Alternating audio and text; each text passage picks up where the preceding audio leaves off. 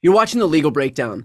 So, Glenn, this is a question that's been wearing on me, and so I thought it would be best to do an episode about this specifically. Now, we all know that Fani Willis is likely to indict Trump for pressuring Georgia's Secretary of State Brad Raffensperger to find 11,780 non-existent votes.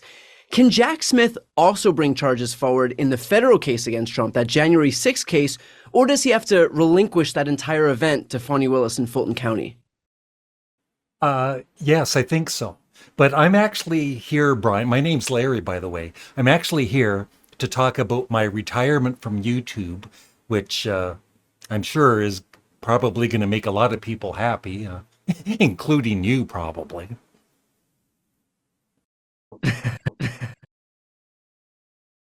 Uh, but yeah, I'm not here to really talk about Trump.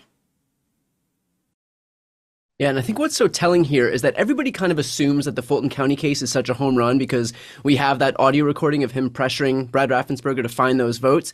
But it is just as much of a home run in the January 6th case, in the federal case, that Jack Smith is going to bring forward. So I think that bodes well for both of those cases that are still that we're still waiting on indictments for. Glenn, if Trump is convicted for that crime in one case, how does that impact the impending case in the other jurisdiction?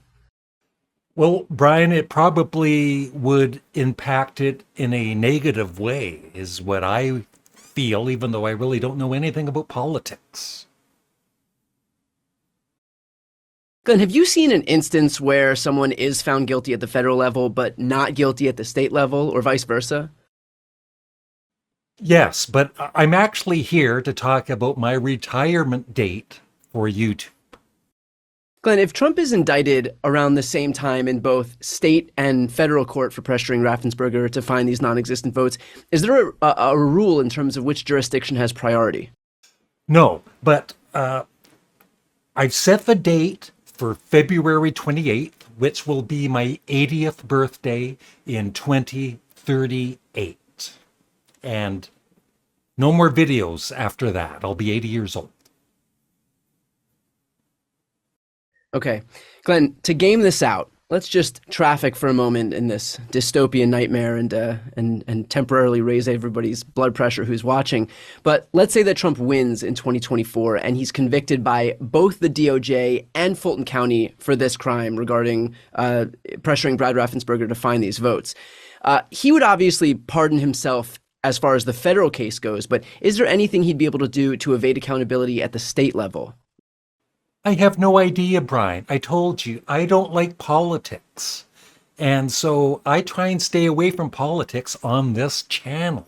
I'd rather talk about music. Just real quick on that. If Trump installs some hardline lackey as Attorney General, would that person be able to prevent the rest of the DOJ from fighting that in court? I guess so. But anyway, my retirement date, I'm letting my viewers know. I know they're going to be very upset, but I feel by the time I'm 80 years old, I'm going to... Okay, well, is there any way that Trump would be able to appeal any conviction in Georgia, maybe to a higher court that's been stacked with Republican-appointed judges who then could offer him some out? It'd be nice if I could get a word in edgewise, Brian.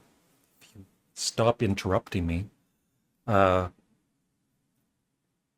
I'm retiring when I'm 80 years old, and that's all I want to tell my viewers.